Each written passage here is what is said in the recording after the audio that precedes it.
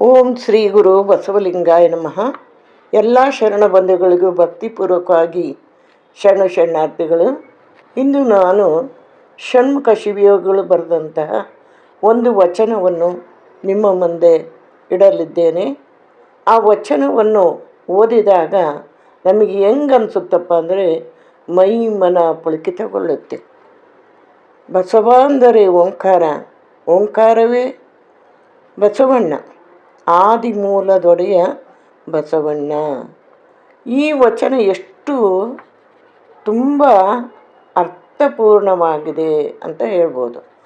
ಆದಿ ಆಧಾರವಿಲ್ಲದ ಮುನ್ನ, ಆದಿ ಅಂದರೆ ಹಿಂದೆ, ಆಗ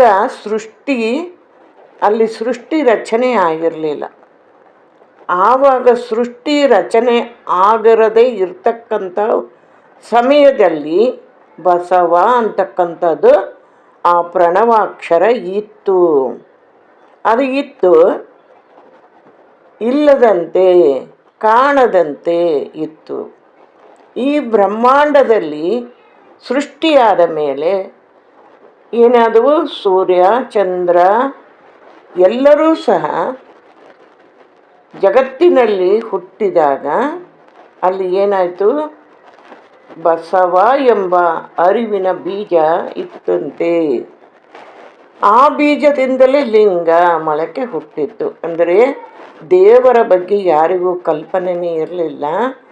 ಬಸವಣ್ಣನವರು ಬಂದಾಗ ಆ ಲಿಂಗದ ಸ್ವರೂಪ ಜಗತ್ತಿಗೆ ಬಂತು. ಇಷ್ಟಲಿಂಗ ರೂಪವಾಗಿ ಬಸವಣ್ಣನವರಿಂದ ರೂಪ ತಾಳಿ ಬಂದರು. ಅದರಿಂದಲೇ ಬೀಜದಿಂದಲೇ ಲಿಂಗ ಅಂತ ಹೇಳ್ತಾರೆ.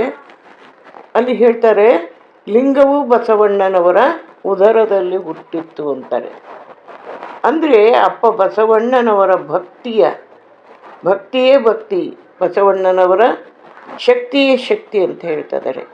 ಆ ಲಿಂಗವನ್ನು ಜಗತ್ತಿಗೆ ತಂದಾಗ ಲಿಂಗ ತತ್ವವನ್ನು ಅವರು ಪರಿಚಯಿಸಿದರು.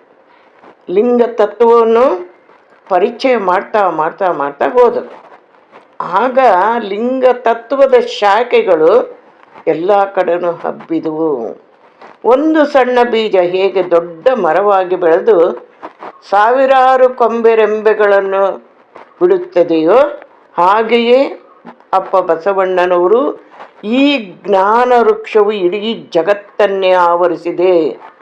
ಅಂತಹ ಮಹಾನ್ ಚೇತನ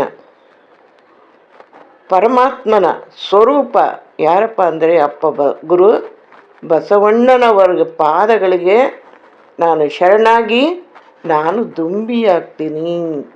ಅವರ ಪಾದಗಳಿಗೆ ದುಂಬಿಯಾಗಿ ಶರಣಾಗ್ತೀನಿ ಅಂತ ಈ ಶಿವಯೋಗಿಗಳು ತುಂಬ ಭಕ್ತಿಪೂರ್ವಕವಾಗಿ ಹೇಳಿದ್ದಾರೆ. ಅಂದರೆ ಅಪ್ಪ ಬಸವಣ್ಣನವರಿಂದ ಲಿಂಗವನ್ನು ಕಂಡ್ವಿ, ಲಿಂಗದ ತತ್ವವನ್ನು ಕಂಡ್ವಿ.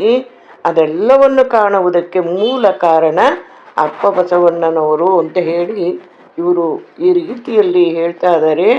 ಆದ್ದರಿಂದ ನಾವೆಲ್ಲರೂ ಸಹ ಅಪ್ಪ ಬಸವ ತತ್ವವನ್ನು ನಮ್ಮ ಜೀವನದಲ್ಲಿ ಅಳವಡಿಸಿಕೊಂಡು, ಈ ವಿಡಿಯೋ ನಿಮಗೆ ಇಷ್ಟವಾದರೆ ಲೈಕ್ ಮಾಡಿ, ಶೇರ್ ಮಾಡಿ ಅಂತ ತಮ್ಮಲ್ಲಿ ಬೇಡಿಕೊಳ್ಳುತ್ತೇನೆ. ಶರಣಾರ್ಥಿಗಳು.